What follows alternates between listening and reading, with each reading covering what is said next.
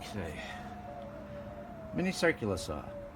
It's got a safety switch right here, and then you have a trigger right there.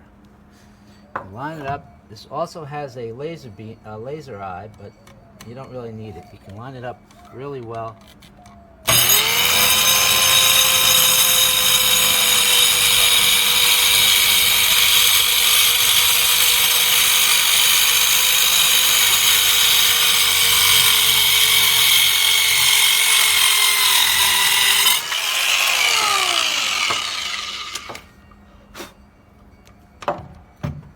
There you go.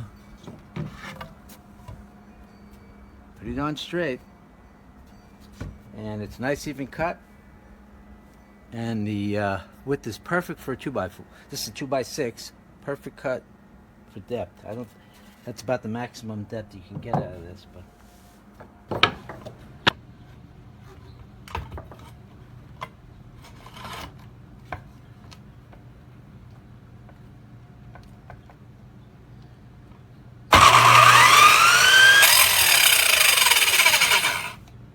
see that.